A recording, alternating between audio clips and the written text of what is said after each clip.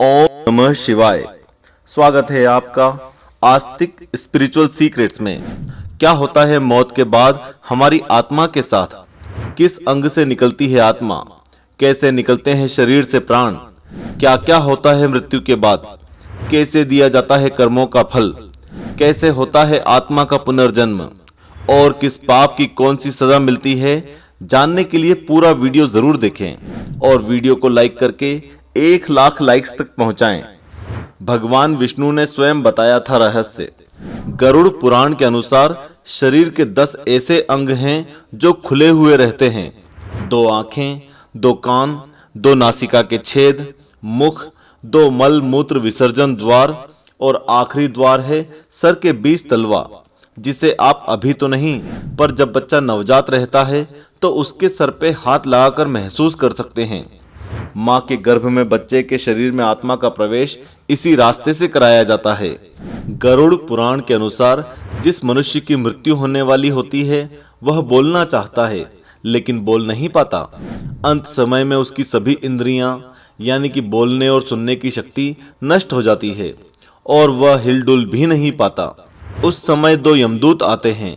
उस समय शरीर से अंगुष्ठ मात्र यानी कि अंगूठे के बराबर आत्मा निकलती है, जिसे यमदूत पकड़ लेते हैं। जब मौत आती है तो कर्मों के हिसाब से ही आत्मा शरीर के इन्हीं द्वारों से निकल जाती है। पुण्य आत्मा शरीर के सर के तलवे से ही निकल जाती है, वहीं दुष्ट आत्मा शरीर के गुदा से निकल जाती है।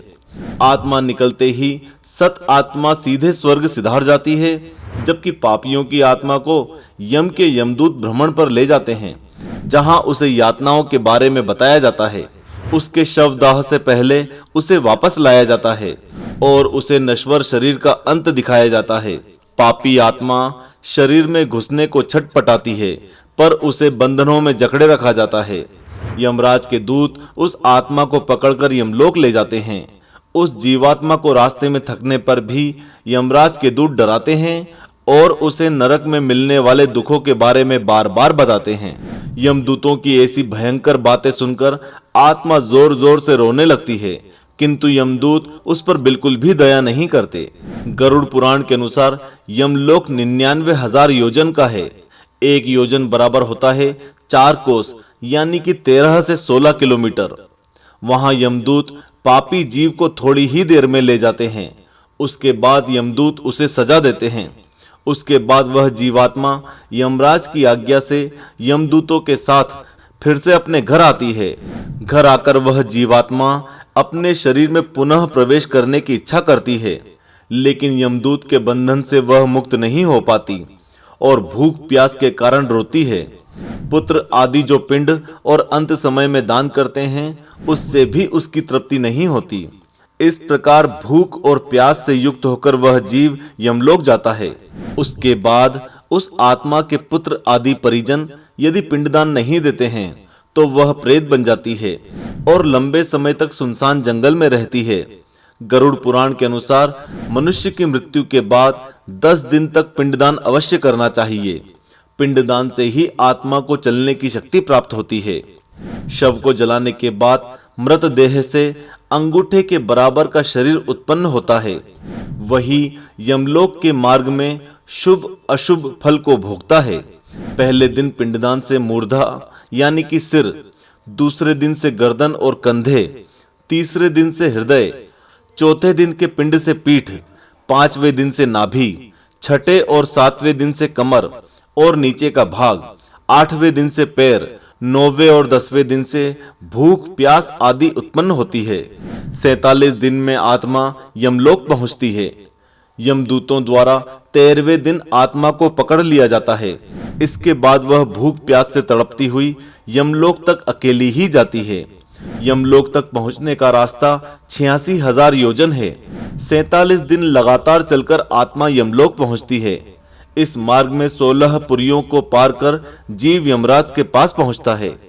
आइए अब देखते हैं कि जीवन में किए गए किस पाप के लिए कौन सी यातनाएं मिलती हैं। कृमि भोजनम, ऐसे लोग जो दूसरों को बस स्वार्थ के लिए इस्तेमाल करते हैं उन्हें ये दर्दनाक सजा दी जाती है। ऐसे लोगों को नरक में कीड़े और खून पीने वाले भयानक जीव जिंदा ही खा जाते हैं। कुंभीपाकम, ये सजा उन पापियों के लिए है जो अपनी स्वार्थ के लिए दूसरों की हत्या करते हैं। ऐसे पापियों को बड़े बर्तन में गर्म तेल डालकर तला जाता है।